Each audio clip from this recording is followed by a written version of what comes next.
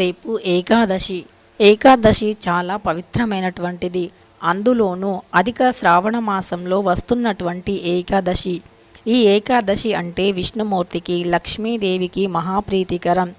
ఏకాదశి రోజుల్లో అమ్మవారిని, విష్ణుమూర్తిని తులసి దళాలతో పూజించినట్టు అయితే సకల సౌభాగ్యాలు, అష్ట ఐశ్వర్యాలు కలుగుతాయి అని శాస్త్రం చెబుతుంది.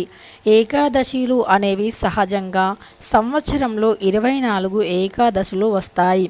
కానీ ఈసారి అధిక మాసం రావడం వల్ల 26 ఏకాదశులు వచ్చాయి. కృష్ణపక్షంలో వచ్చిన ఏకాదశినే అపార ఏకాదశి అని పిలుస్తూ ఉంటారు. ఈ ఏకాదశి అంటే విష్ణుమూర్తికి మహాప్రీతికరం. సహజంగా అధిక మాసం అనేది ప్రతి సంవత్సరము రాదు. 3 సంవత్సరాలకి ఒకసారి మాత్రమే వస్తుంది. మరి 3 సంవత్సరాలకి ఒకసారి వచ్చిన అధిక శ్రావణ మాసంలో ఈ ఏకాదశి వస్తుంది.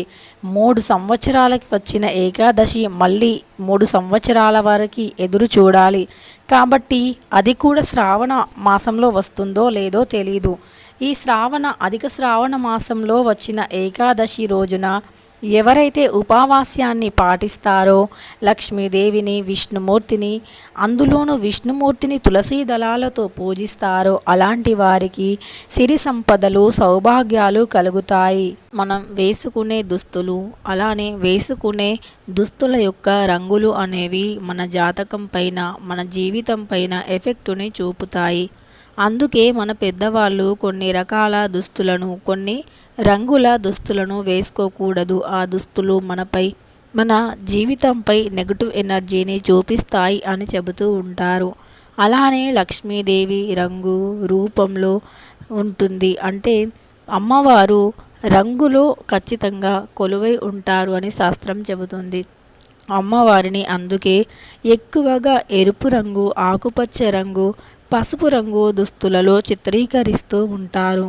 అలానే అవి శాస్త్రపరంగా చూసుకున్నా, సైన్స్ పరంగా చూసుకున్నా ఆ రంగులు అనేవి పాజిటివిటీని కలిగిస్తాయి అని నిరూపించబడినవి. అయితే పసుపు రంగు దుస్తులు అంటే లక్ష్మీదేవికి చాలా ఇష్టం. పసుపు రంగు శుభానికి సంకేతం.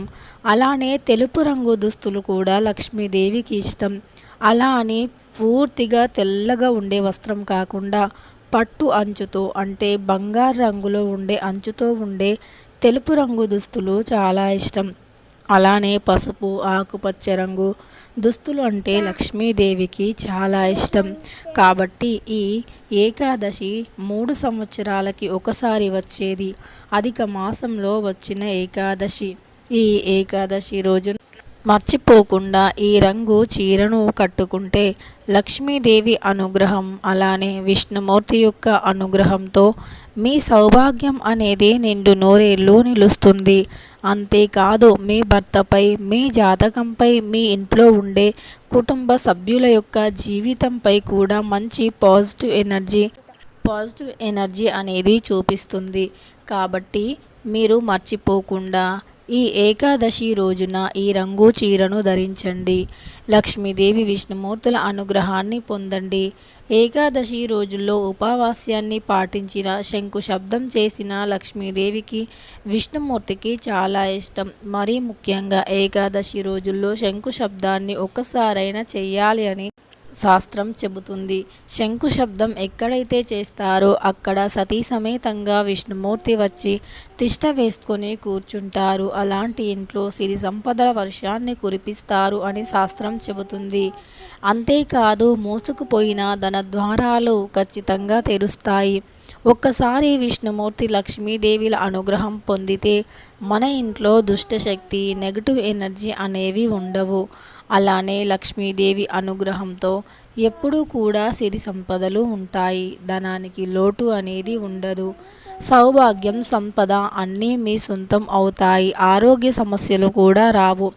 అలానే మనం కొన్ని రకాల దుస్తులను వేసుకున్నప్పుడు ఆ దుస్తుల యొక్క రంగు అనేది మన జీవితంపై నెగటివ్ ఎనర్జీ చూపిస్తుంది. అందులో ముందుగా మనకు నీలి రంగు అనేది చాలా ప్రమాదకరం. అలానే నలుపు రంగు అనేది చాలా ప్రమాదకరం.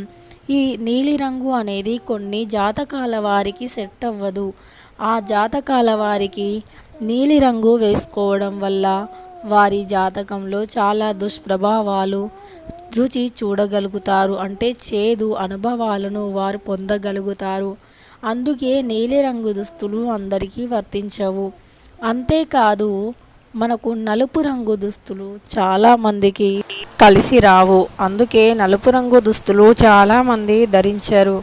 నలుపు రంగు దుస్తులు వేసుకున్న ప్రతిసారి ఏదో ఒక ఆటంకం కానీ అశుభం కానీ జరుగుతూ ఉంటుంది. జీవితంలో అవి పెద్ద ఎత్తున మనకు చెడు ప్రభావాన్ని కలిగిస్తాయి. అందుకే నలుపు రంగు దుస్తులు చాలామంది అవాయిడ్ చేస్తారు. అయితే ఏకాదశి రోజుల్లో ముఖ్యంగా ఆడవాళ్ళు పసుపు రంగు దుస్తులను, ఆకుపచ్చ రంగు దుస్తులను, ఎరుపు రంగు దుస్తులను వేసుకోవాలి. శుక్రవారం రోజు కూడా లక్ష్మీ రోజు కాబట్టి ఆ రోజు ఇంట్లో ఉన్నవారంతా ఎరుపు రంగు దుస్తులను ధరించుకోవాలి. ముఖ్యంగా ఉతికిన దుస్తులను వేసుకోవాలి.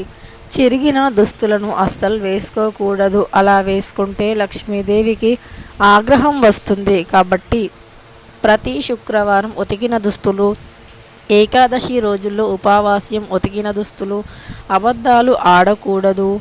ఇతరులని మన చేతలతో కానీ మాటలతో కానీ బాధ పెట్టకూడదు. పేదవారిని కించపరచకూడదు. అంతేకాదు మనకు ధనం ఉందని ఇతరులకి లేదు అని ఎగతాళి చేయడం, తమ గొప్పను తామే చెప్పుకోవడం వంటివి లక్ష్మీదేవికి అస్సలు నచ్చవు. అలా చేస్తే లక్ష్మీదేవి ఒక్క క్షణం కూడా ఇంట్లో నిలవదు. అందుకే లక్ష్మీదేవికి నచ్చని పనులు అస్సలు చేయకూడదు. ఒకవేళ లక్ష్మీదేవి కటాక్షం లేకపోతే ఇంట్లో పరిస్థితి చాలా దీనంగా మారిపోతుంది. ఎన్ని రకాలుగా ప్రయత్నించినా డబ్బు అనేది చేతిలో నిలవదు. లక్ష్మీ కటాక్షం కలగదు. సంపద అనేది మీ చెంత నిలవదు. కాబట్టి లక్ష్మీదేవికి ఇష్టమైన పనులు చేసి సిరి సంపదలు పొందండి. ఏకాదశి ముఖ్యంగా ఈ అధిక శ్రావణ మాసంలో వచ్చిన ఏకాదశి చాలా అంటే చాలా పవిత్రమైనటువంటిది. ఈ రోజుని ఎవ్వరూ కూడా మిస్యూజ్ చేసుకోకుండా ప్రతి ఆడవాళ్ళు పసుపు రంగు దుస్తులను వేసుకోవడం కానీ, పసుపు రంగు దుస్తులను దానం ఇవ్వడం కానీ చేయండి. అలా చేస్తే లక్ష్మీదేవి చాలా అనుగ్రహిస్తుంది. అంతేకాదు ఈ ఏకాదశి రోజున రావి చెట్టు మొదట్లో దీపాన్ని వెలిగించండి. అలానే రావి చెట్టుకి పూజలు చేయండి. రావి చెట్టులో విష్ణుమూర్తి కొలువై ఉంటారు అని శాస్త్రం చెబుతుంది. అందుకే రావి చెట్టుని ఎప్పుడూ కూడా పరమ పవిత్రంగా భావిస్తూ ఉంటాము. దైవాంగిక చెట్లలో రావి చెట్టు చాలా మంచి ప్రాముఖ్యతను కలిగి ఉంది. దైవాంగిక వృక్షాల్లో రావి చెట్టు ఒకటి. రావి చెట్టులో విష్ణుమూర్తి, లక్ష్మీదేవి కొలువై ఉంటారు అని శాస్త్రం చెబుతుంది. వీడియో నచ్చితే లైక్ చేయడం అస్సలు మర్చిపోవద్దు.